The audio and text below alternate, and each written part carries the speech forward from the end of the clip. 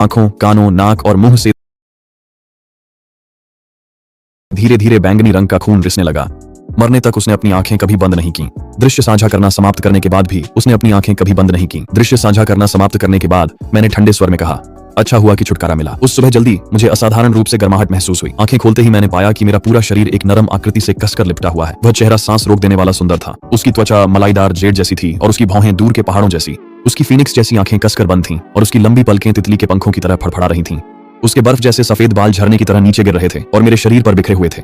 उसका शरीर गर्म था और उसकी गोरी त्वचा हल्की ठंडी रोशनी में चमक रही थी, जैसे चांदनी से बनी कोई परी हो। जैसे ही मैंने हल्का सा संघर्ष किया, उसकी संकरी फीनिक्स जैसी आंखें धीरे धीरे खुल गईं, जिनमें फीकी चांदी जैसी अमानवीय लंबवत पुतलियां थीं। उस जानी पहचानी आभा ने मुझे संकोच से पुकारने पर मजबूर कर दिया, लिंग शुआंग। उस महिला के होंठों के कोने खुशी से ऊपर उठ गए। उसने अपने शरीर को पलटते हुए सीधे मुझ पर सवारी कर ली। ठंडी हवा तुरंत मेरी त्वचा को छू गई, लेकिन उसी समय उस महिला की ठंडी फिर भी गर्म आभा ने भी मुझे घेर लिया। वह झुक गई। उसके झरने जैसे सफेद बाल मेरे चेहरे पर गिर गए, जिनमें हल्की सुरुचिपूर्ण खुशबू थी। मैंने पलकें झपकाईं, घबराहट में उसकी ओर देखा। वह सांस रोक देने वाली खूबसूरत चेहरा ठीक मेरे सामने था। उसकी त्वचा सफेद जेड से भी अधिक पारदर्शी थी, शुद्ध फिर भी बेहद आकर्षक। उसके पीछे एक बर्फ जैसी सफेद पूंछ बेचैनी से हिल रही थी। एक ठंडी मोहक आवाज ऊपर से आई, मानव पुरुष, क्या तुमने मुझे याद किया? ठीक है, सिर्फ मानव पुरुष और मुझे जैसे शब्दों के आधार पर मैं पूरी तरह से निश्चित था कि यह लिंग शुआंग ही थी। मैंने शांत भाव से उसकी ओर देखा। आखिरकार तुम जागने के लिए तैयार हो गई हो। वह हल्के से हंसी। उसकी हंसी हवा में बजती घंटियों जैसी मधुर थी। क्या तुम मेरे लिए चिंतित थे?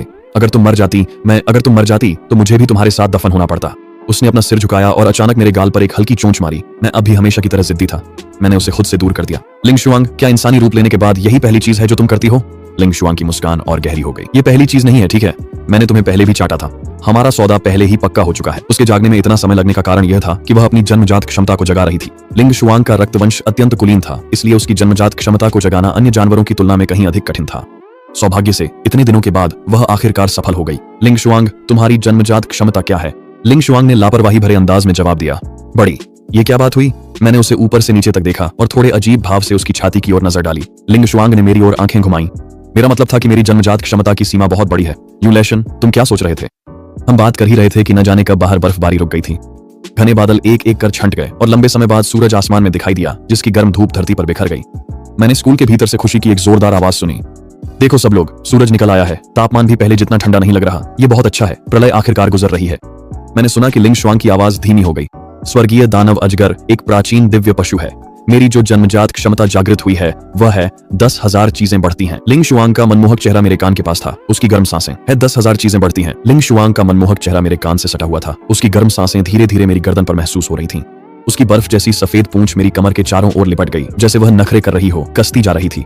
शियाओ फान, मैंने पूरी दुनिया को बचा लिया। अब तुम मुझे क्या इनाम दोगे? मैंने खिड़की से बाहर उस दुनिया को देखा जो फिर से जीवन से भर रही थी। फिर अपने बगल में बैठी बेहद खूबसूरत महिला की ओर देखा। मैंने हाथ बढ़ाकर धीरे से उसकी पेशानी पर थपकी दी। तुम छोटी शरारती, क्या सोच रही हो? लिंग शुआंग ने मुझे घूरा, गुस्से में अपने गाल फुला लिए। उसकी बर्फ जैसी सफेद पूंछ उसके पीछे आगे पीछे हिल रही थी, लेकिन उसकी हल्की चांदी जैसी लंबवत पुतलियों में मुस्कान झलक रही थी। दरवाजे के बाहर अचानक एक जानी पहचानी आवाज गूंज उठी, भैया, मैंने भी मानव रूप ले लिया है। मैंने दरवाजा खोला तो देखा कि एक नन्ही छोटी सी लड़की जिसके सिर पर भालू के कान थे दरवाजे पर खड़ी थी।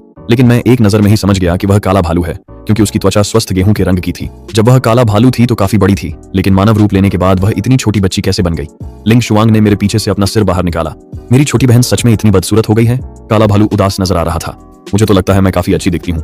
मैंने इस भालू और सांप को झगड़ते हुए देखा और मेरे होंठों पर मुस्कान आ गई। पिछले जन्म में हमें लू शियाओयान ने मार डाला था। इस जन्म में न सिर्फ हमने अपनी बदला सफलतापूर्वक ले लिया, बल्कि एक नई शुरुआत भी की। अत्यधिक ठंड का प्रलय आखिरकार गुजर गया था और मेरी कहानी तो बस शुरू ही हुई थी।